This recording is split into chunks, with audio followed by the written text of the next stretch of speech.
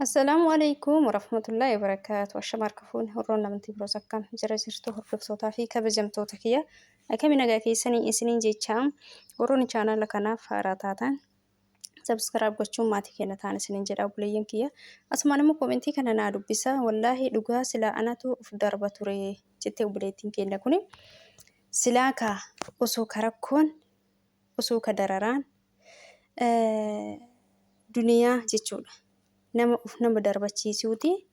Silaa shamarran biyya Arabaatu fooqii irraa of darbata jechuudha. Fooqii irraa of darbata. Garuu shamarran biyya Arabaa waa meeqa dararaan meeqa isirra ga'ee maabiraati qulqulleessuuf masalaa liyyuu yoo ol baatu ni sodaatti jechuudha. Lubbuudha bar lubbuun qalbii miti waanuma jabaatetu nama darbachiisa malee.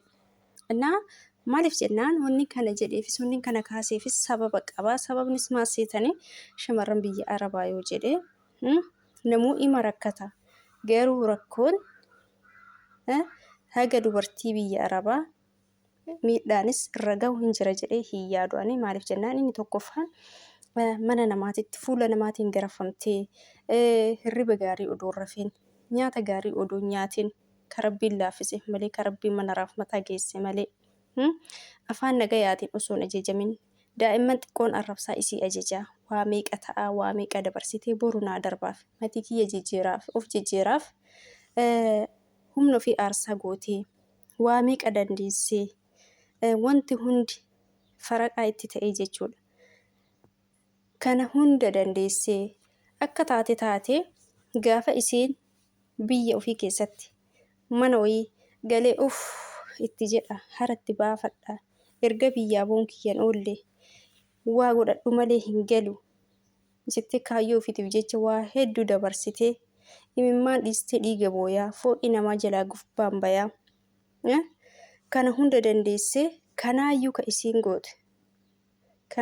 isiin goote mootummaan jalaa diigee boru jijjiiramaa fadha galaa boru galaa hadha naa guutitti boru naa guutitti oduma jettu. Ka haadhaaf abbaan isii duniyaa irraa gara akiraa irraa deeman meeqa kamtu jira.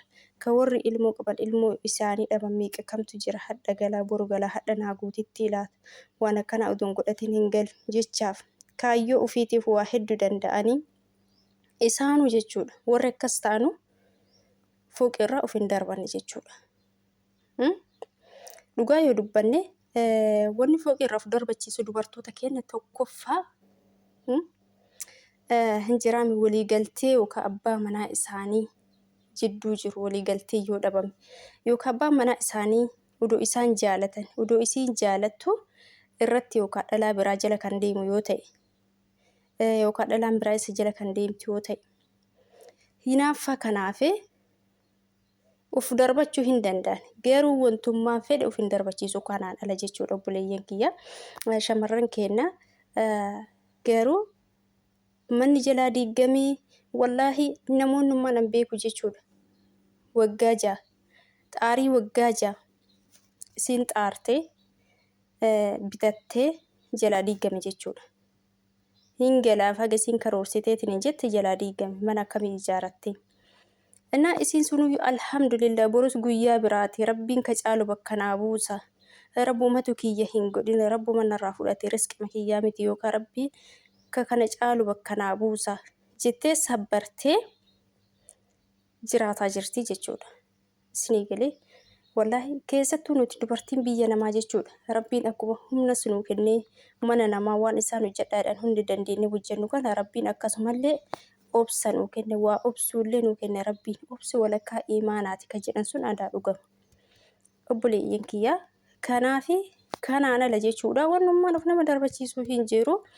Amma micayyoo akkatumaan naa jedhee abbaa manaa kiyya FB jijjiireetiniin ittiin haasa'ee maannaan jedhee fotoos jijjiiree maqaas jijjiiree ittiin haasa'ee jenna maqaa FB kiyyaas jijjiiree fotoo nama biraatiin janajjanee jette. Gaafa san inni yoo maal jedheen isii wayyare.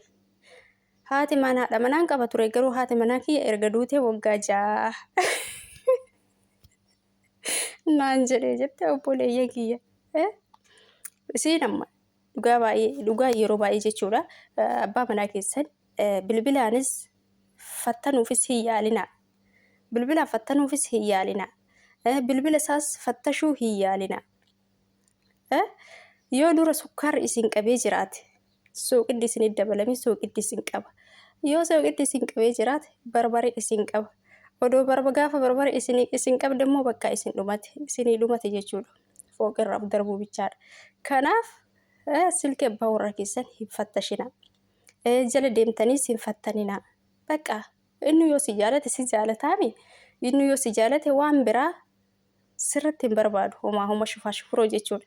Kanaaf ati obsa qabaadhu waan obsa shakkii dhiisi. Yoo shakkitee waa tokko yoo shakkite jechuudha. Wanti sun sirrii miti. Sirrii siif hin ta'u. Innaa kanaaf obboleeyyan kiyyaa yeroo baay'ee hinaaffaaf jettanii silkii abbaa manaa keessanii fattashuufis hin ariifatinaa. Bilbilaanis fattanuuf hin ariifatinaa. Faayidaa isiniif hin qabu. Shakkii dura shakkitan san dhukkubbii ofitti dabaltan malee fakkeenyaaf shakkitee yoo gaafa keessa waa argite bakka hin duuta jechuudha. Kan lafa jala hinaaffaan si laaffisee ati gaafa silkii isaa fattashtee yookaan bilbilaan isa fattantee waa irratti argite gaafa san kasaaf ati lafa jala iyyuu laaftee hinaaffaan gaafa isa achitti waa argite isarratti waa argite bakka lafa dha'uu bichaadha tasfaan qabdu. Akkas isiniin jedha obboleeyyan kiyyaa waan kanarraallee of eegaan isiniin jedha.